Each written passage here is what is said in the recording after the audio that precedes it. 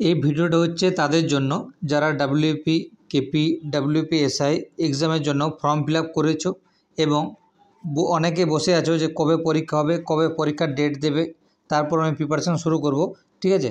এবং কোন মাসে আনুমানিক পরীক্ষা হবে এটা হচ্ছে তাদের জন্য। এবং যে ডাব্লিউপি কনস্টেবল যে পরীক্ষা আছে ওটা একটাই পরীক্ষা হবে 85 নম্বরের, ওর উপর ডাইরেক্ট ইন্টারভিউ হবে ওর পরে। তাহলে এক্সপেক্টেড কাট অফ কত হতে পারে সেটাও আমি এই ভিডিওতে বলবো, এবং কত থেকে কতর মধ্যে পেলে তুমি একটা সেফ জোন থাকবে সেটাও আমি বলবো, এবং ডাব্লিউপির সিলেবাস যেটা আছে সেটাও বলবো, এবং ইংলিশে কীভাবে নাম্বার তুলবে সেটাও এই ভিডিওর মাধ্যমে বিস্তারিত আলোচনা করব, ঠিক আছে। চলো তাহলে ভিডিওটা আমরা শুরু করি।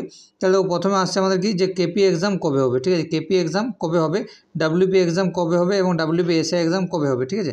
তার আগে দেখে নিয়ে একটু ভ্যাকেন্সি আমাদের ডাব্লিউপি কনস্টেবল কত ছিল, ঠিক আছে। তাহলে দেখো ডাব্লিউপি যে ভ্যাকেন্সি ছিল সেটা 12,000 কাছাকাছি ছিল। তাহলে আমাদের টোটাল কত ছিল ভ্যাকেন্সি আমাদের 11,749, ঠিক আছে। তাহলে ভ্যাকেন্সি খুবই বেশি আছে, ঠিক আছে। মানে বলতে গেলে খুবই বেশি বলা যায় না, কিন্তু মোটামুটি ঠিকই আছে, অন্য বছরের তুলনায় মোটামুটি ঠিকই আছে। যদিও এই ভ্যাকেন্সিটা আমরা 20 থেকে 25,000-এর মধ্যে দেখতে চাইছিলাম, কিন্তু সেই সময় আমাদের দেয়নি, ঠিক আছে। তাও বলেছিল যে 12,000 ভ্যাকেন্সি দেবো, তার থেকেও কম দিয়েছিল। তারপর আমাদের কিছু ভ্যাকেন্সি বাড়ানোর পর 11,749 করেছিল। তাহলে দেখো এরপর দেখো যে আমাদের যেটা আসল কথায় চলে আসি, আমাদের এক্সাম ডেট কবে, ঠিক আছে। প্রথমে দেখো একটা জিনিস আগে আমি বলি, তাহলে সবথেকে প্রথমে পরীক্ষা যেটা হবে সেটা হচ্ছে আমাদের কেপির হবে। কেপি কনস্টেবল যেটা আছে সেটার পরীক্ষা আমাদের প্রথমে হবে, ঠিক আছে। তাহলে কবে হবে সেটা আমি বলছি, জাস্ট একটু ওয়েট করে দেখে নাও একটু। তাহলে প্রথমে যে পরীক্ষাটা হবে সেটা হচ্ছে আমাদের কেপি এক্সাম হবে, ঠিক আছে। এরপর কী হবে দেখো, এরপর যেটা হবে সেটা হচ্ছে আমার ডাব্লিউপি কনস্টেবল এক্সাম হবে। ডাব্লিউপি কনস্টেবল যেটা আছে সেইটার আমার এক্সাম হবে। তারপরে হচ্ছে আমার ডাব্লিউপিএসআই চলে যাবে, তারপর হচ্ছে ডাব্লিউপিএসআই চলে যাবে, ঠিক আছে। ডাব্লিউপিএসআই তাহলে দেখো, তাহলে অনেকের মনে এটাও প্রশ্ন থাকতে পারে যে আমাদের এখন কেন পরীক্ষা হচ্ছে না। দেখো একটা আমরা সবাই কম বেশি সবাই জানি আমাদের একটা ওবিসি যে সার্টিফিকেটগুলো সেটা নিয়ে একটা মামলা চলছে, আমাদের একটা কোর্টে আমাদের মামলা চলছে, সেই জন্য আমাদের পরীক্ষা হতে তো লেট হচ্ছে। আমাদের ডাব্লিউপি বা পিআরবি বোর্ড আমাদেরকে বলেছিল যে খুব দ্রুতর মধ্যে আমরা ডাব্লিউপি রিক্রুটমেন্ট করব, ঠিক। এবং ওই জন্য দেখো আগে দুটো পরীক্ষা হতো, একটা প্রিলিমস তারপর মেন্স, কিন্তু এবার ডাইরেক্ট একটাই পরীক্ষা করে দিয়েছে ডাব্লিউপি কনস্টেবলের জন্য।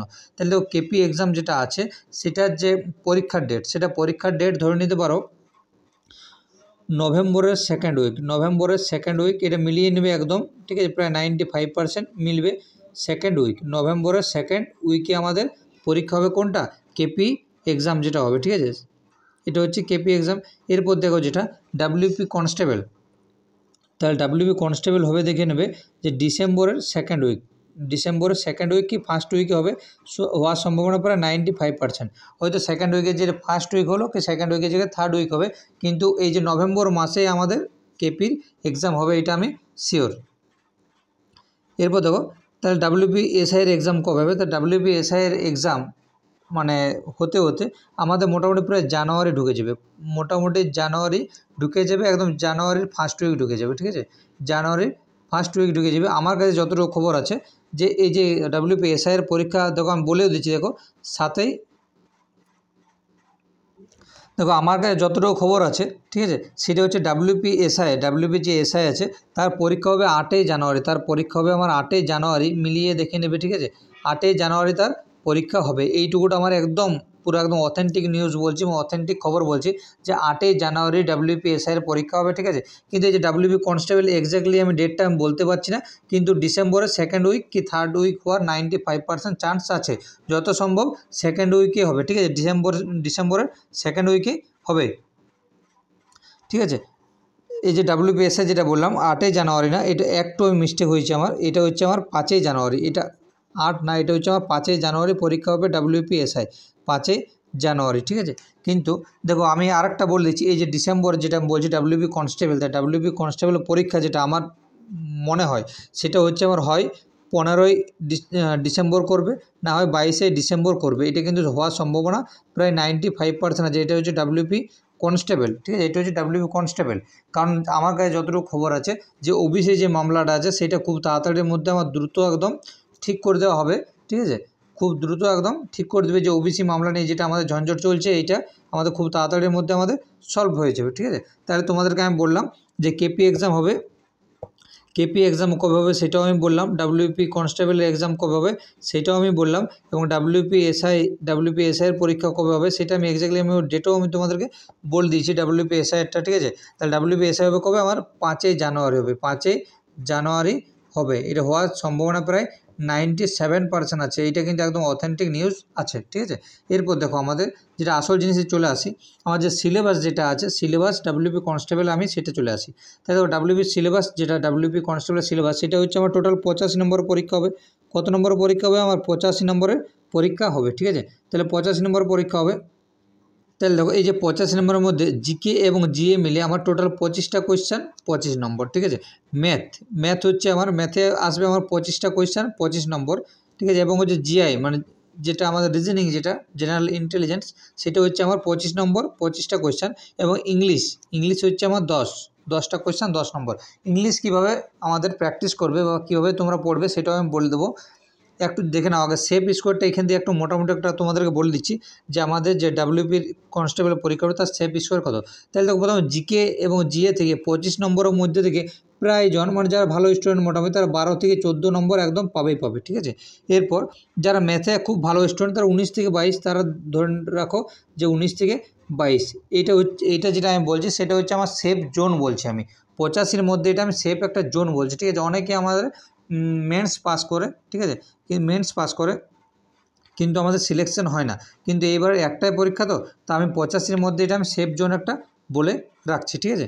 তো কারণ আমাদের একটাই পরীক্ষা হবে। জিআইতে দেখো, জিআইতে তুমি 25-এর মধ্যে 18 থেকে 20 ধরে নাও, এবং ইংলিশে প্রায় তোমার 5 থেকে 6টা ঠিক ধরে নাও, ঠিক আছে। তাহলে দেখো মোটামুটি 12 থেকে 14 নম্বর পাবেই যারা ভালো স্টুডেন্ট। তাহলে তো এদের থেকে যদি দেখো তাহলে এটা হচ্ছে আমার 54 নম্বর আছে এদিকে।